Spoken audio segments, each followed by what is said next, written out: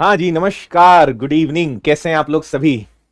चलिए भाई, तो आज आरपीएफ कांस्टेबल की बात करेंगे। आपको पता ही है कि आरपीएफ कांस्टेबल की टोटल 4208 वैकेंसीज निकली हैं, 4200। इसका सिलेबस क्या रहेगा, किस प्रकार के प्रश्न आते हैं और किस चैप्टर से ज्यादा प्रश्न आते हैं, उन पर हम बात करेंगे। आज का सेशन पूरा कांस्टेबल के बारे में रहेगा। आज मैं केवल कांस्टेबल की बात करूंगा। सबसे पहले बात करते हैं कि फॉर्म भरना स्टार्ट हो गए हैं क्या। 15 अप्रैल से फॉर्म भरना स्टार्ट हो चुके हैं, 14 मई इसकी लास्ट डेट है। एग्जाम की डेट नहीं बताई गई है, बट आप मान के चलें कि आने वाले 4 से 5 महीने अभी आपके पास हैं एग्जाम्स के लिए। ठीक है। लेवल 3 जॉब है रेलवे में, 21,700 का बेसिक पे है। ये बेसिक पे है, सैलरी नहीं है ये। और 18 से 28 साल की उम्र है, 4,208 भर्तियां हैं, है ना। 3 साल का केवल इस साल एज रिलैक्सेशन है, फायदा उठा लेना भाई, क्योंकि अगले साल 18 से 25 का ही आएगा। अगला नोटिफिकेशन 18 और मैक्सिमम 25 वही आना है। वैकेंसीज कितनी है तो वो मैं बता चुका हूं, 4,208। 18 से 28 साल इसकी उम्र है। बाकी कैटेगरी वाइज रिलैक्सेशन है। सैलरी 21,700 नहीं है, मैं आपको क्लियर कर दूं कि ये बेसिक पे है। फिर आपको पता है कि महंगाई भत्ता है ना, शहर जो सीसीए होता है, अलग सुविधाएं होती है, तो आप समवेयर 30,000 से 35,000 के आसपास आराम से उम्मीद कर सकते हो सैलरी की। 30,000 से 35,000 के आसपास सैलरी रहेगी स्टार्टिंग, और कांस्टेबल के हिसाब से अच्छी है। अगर आप राज्य की कांस्टेबल की सैलरी देखेंगे तो इससे कम ही मिलेगी, है ना। तो ये इस मामले में अच्छा है। और इवन आरपीएफ सब इंस्पेक्टर की सैलरी भी राज्य के सब इंस्पेक्टर से ज्यादा ही होती है। ठीक है। तो सारी सुविधाएं मिलने के बाद 30-35,000 प्लस सुविधाएं ऊपर नीचे रहेंगी। क्वालिफिकेशन क्या है, तो इसके लिए क्वालिफिकेशन सिर्फ और सिर्फ 10वीं है। 10वीं आपका इसमें होना चाहिए, 10th आपका पास है, हो जाएगा। एग्जाम प्रोसेस की बात करते हैं तो देखिए, इसका एग्जाम में सबसे पहले एक कंप्यूटर बेस्ड टेस्ट होगा, जिसको हम सीबीटी कहते हैं।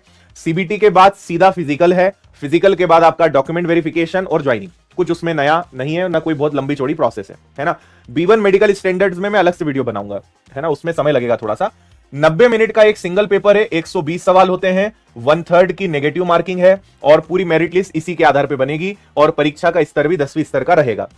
एग्जाम पैटर्न की बात करते हैं तो जीएस के, जनरल अवेयरनेस के 50 सवाल रहेंगे, मैथ्स और रीजनिंग दोनों के 35-35 सवाल, 120 क्वेश्चंस आपके पास रहेंगे, 1.5 घंटे का 90 मिनट का समय आपके पास रहेगा। क्लियर है, समझ गए इतनी बात सभी।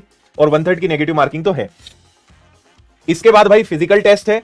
लड़कों के लिए 1600 मीटर की रनिंग 5 मिनट 45 सेकंड, लड़कियों के लिए 800 मीटर की रनिंग 3 मिनट 40 सेकंड।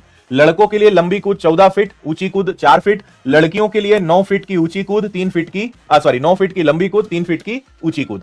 इसके बाद आपकी हाइट कितनी होनी चाहिए, लड़कों के लिए छाती विस्तारित और अविस्तारित देख लें, इतना आपका फिजिकल स्टैंडर्ड है। इसके बाद डॉक्यूमेंट वेरिफिकेशन, डॉक्यूमेंट वेरिफिकेशन के बाद खत्म, सीधी ज्वाइनिंग, ट्रेनिंग, काम शुरू, वर्दी मिल जाएगी आपको।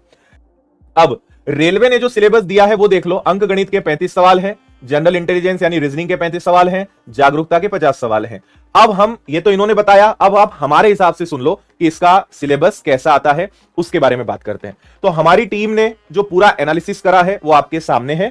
चैप्टर्स कौन कौन से आते हैं तो देखिए, अरिथमेटिक भी पढ़ना है, एडवांस भी पढ़ना है, संख्या पद्धति यानी नंबर सिस्टम, सरलीकरण यानी सिंप्लीफिकेशन, दशमलव भिन्न decimal fractions, LCM HCF, ratio अनुपात, परसेंटेज, लाभ हानि, डिस्काउंट। और यहां पे हमने लिखा भी है नंबर सिस्टम के 2 से 3 सवाल, सिंप्लीफिकेशन के 3 से 4 सवाल, है ना, दशमलव भिन्न यानी 1-2 सवाल आपको लगभग हर परीक्षा से देखने को मिलेंगे, है ना। हर चैप्टर में आपको मिलेगा। साधारण ब्याज है, चक्रवृद्धि ब्याज है, औसत आयु, time and work, time and distance, rail, DI, क्षेत्रमिति, विविध। अब मैं आपको यह चीज बता दूं, कुछ काम की बातें आपके लिए। देखो भाई, मैथ्स 2 हिस्से में बटा होता है, एक को हम अरिथमेटिक कहते हैं और एक को एडवांस कहते हैं। मैं क्यों बार बार आपको रेलवे के लिए इतना ज्यादा जागरूक करने में लगा हूं, क्योंकि इंग्लिश नहीं आती है और मैथ्स बहुत ज्यादा आसान आता है। आप पुराने पेपर लगा के देखना, आपको लगेगा कि यार कितने इजी क्वेश्चंस आते हैं, कितने सामान्य से सवाल आते हैं। और सबसे अच्छी बात क्या है कि इसमें एडवांस मैथ्स काफी कम आता है, मतलब नंबर सिस्टम, एलसीएम एचसीएफ, बस इस प्रकार के क्वेश्चन ही आपको मिलेंगे। बहुत हाई लेवल के एलजेब्रा, ट्रिग्नोमेट्री, ज्योमेट्री, इनके सवाल न के बराबर आपको मिलेंगे। तो इंग्लिश नहीं आती, मैथ्स बहुत ज्यादा आसान आता है, और उसमें भी एडवांस मैथ्स न के बराबर आता है। तो पूरा मैथ्स आप अरिथमेटिक के दम पे कर सकते हो, अरिथमेटिक के दम पे आराम से आप चीजों को सॉल्व कर सकते हो। ये इसमें सबसे बड़ा एडवांटेज है। क्लियर है ना। Percentage ratio. और मैं आपको एक चीज और बता दूं कि कभी भी अरिथमेटिक अच्छा करना हो तो 2 चैप्टर्स पे काम करिए। सबसे पहले आप अगर मुझसे पूछेंगे कि सर सबसे पहले कौन से चैप्टर पढ़ना चाहिए मैथ्स में, तो आप याद रखिए रेशो और परसेंट। रेशो और परसेंटेज पढ़ने के बाद आप कोई भी चैप्टर पढ़ लो, आपसे बनेगा। अरिथमेटिक की बात कर रहा हूं, CI, SI, time and work, time and distance, train, boat and stream, मिश्रण, आयु, औसत, लाभ हानि, सब कुछ भी पढ़ लो, 2 चैप्टर्स आपके सबसे मजबूत होने चाहिए, रेशो और परसेंटेज। और जब भी मैं मैथ्स की क्लास लेता हूं, रेशो परसेंटेज ही सबसे पहले शुरुआत करता हूं, ये आपको पढ़ना चाहिए, है ना। अगर एडवांस की आप पूछेंगे तो वैसे तो एडवांस में ज्यादा कुछ नहीं है, लेकिन एडवांस में आपको सबसे पहले नंबर सिस्टम पढ़ना चाहिए। नंबर सिस्टम आप पढ़ें, उसके बाद एलसीएम एचसीएफ पढ़ें, उसके बाद फिर आप सिंप्लीफिकेशन पढ़ें, उसके बाद फिर मेंसुरेशन पढ़ें। इतने में तो आपका एडवांस का काम ही खत्म हो जाएगा। मेजर चैप्टर्स तो यही है ना, और अरिथमेटिक में सारे हैं।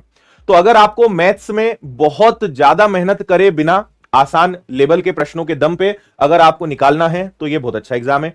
इंग्लिश आपकी समस्या है, इंग्लिश के बिना वाला कोई एग्जाम चाहिए कि बिना इंग्लिश पढ़े भारत में 30-35 हजार की सरकारी नौकरी मिल जाए शुरुआत की, तो ये एक बहुत अच्छी परीक्षा है आरपीएफ कांस्टेबल। और मैथ्स से रीजनिंग इतना ज्यादा आसान आता है कि आप पेपर देखोगे तो आधे सवाल तो बिना पढ़े कर दोगे, क्योंकि रीजनिंग पूरी लॉजिकल होती है।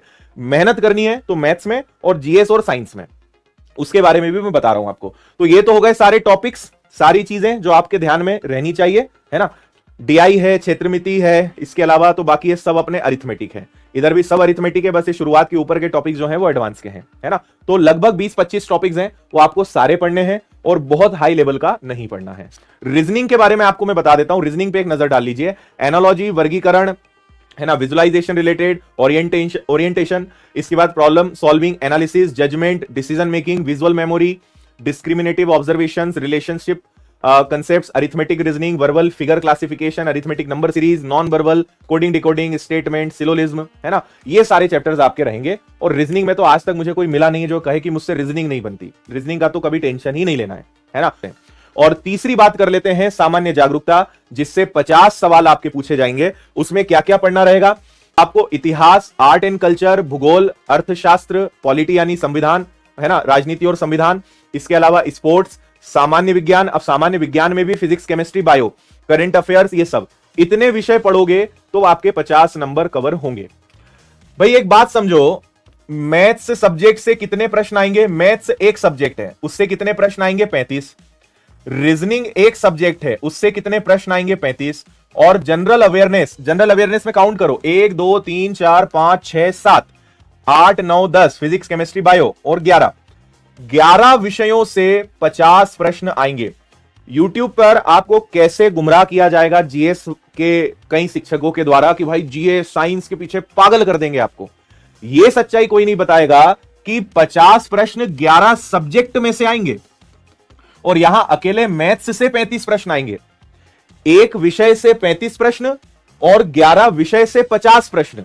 अब आप खुद सोचो इंपॉर्टेंट क्या है, किसका ज्यादा रोल है यार। 2 सब्जेक्ट पढ़ के आपके 70 नंबर आ रहे हैं और 11 सब्जेक्ट पढ़ के आपके 50 नंबर आ रहे हैं, लेकिन आपको ज्यादा घुमाया जाएगा जीएस की तरफ। मैं ये बिल्कुल नहीं बोल रहा हूं कि जीएस पढ़ना ही नहीं है, मैं आपको यह समझा रहा हूं कि पहले मैथ्स और रीजनिंग कंप्लीट करो।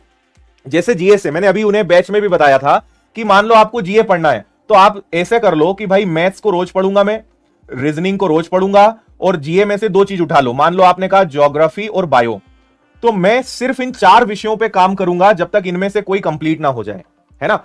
नहीं तो हम उल्टा करते हैं, हम सोचते हैं अरे जीएस है, 50 प्रश्न है, इसको पढ़े। जीएस का अंत नहीं है, जीएस अनलिमिटेड है, इसका कोई अंत ही नहीं है। पढ़ना सब है, ऐसा नहीं है कि जीएस पढ़े बिना सिलेक्शन ले लोगे। मैं बात कर रहा हूं प्रायोरिटी की, प्राथमिकता की। पहले क्या पढ़ना है, बाद में क्या पढ़ना है, पढ़ना सब है, पर पहले स्कोरिंग सब्जेक्ट्स को उठाना है। ऐसा ना हो जाए कि जीए को एक विषय मान के इसमें ही आप आने वाले 4-6 महीने खराब कर दो, ठीक है। और एक आखिरी बात बता दूं कि ये 2 ही ऐसे सब्जेक्ट हैं जिसमें आप 100% मार्क्स ला सकते हो, और इसमें बच्चे लाते ही हैं। जीएस में शायद ही किसी के 50 आउट ऑफ 50 आए, पर मैथ्स और रीजनिंग में हजारों या लाखों बच्चे होते हैं जिनके पूरे 35 में से 35 आ जाते हैं। तो समझ गए आप? अच्छा शेड्यूल बनाइए, 6-8 घंटे पढ़ाई करिए बढ़िया, कम से कम, ठीक है। मैं B1 मेडिकल स्टैंडर्ड्स पे एक अलग वीडियो बना दूंगा। कट ऑफ के बारे में हम बात इसलिए नहीं करते कि यार एग्जाम 5 साल बाद आई है। 5 साल पुराने कट ऑफ में और आज के कट ऑफ में कुछ मेल नहीं खाना है, इसलिए मैं कट ऑफ बनाकर मेरा तो समय बिल्कुल खराब नहीं करूंगा, ना मैं आपका करने दूंगा। तो मैं कट ऑफ के बारे में बहुत रेयर बात करता हूं मैं, है ना। कट ऑफ सब मोह माया है। चलो भाई, बाकी आपके कोई प्रश्न है कमेंट करिएगा। धन्यवाद, जय हिंद, खुश रहिए, मस्त रहिए, मुस्कुराते रहिए। टेक केयर, थैंक यू, जय हिंद।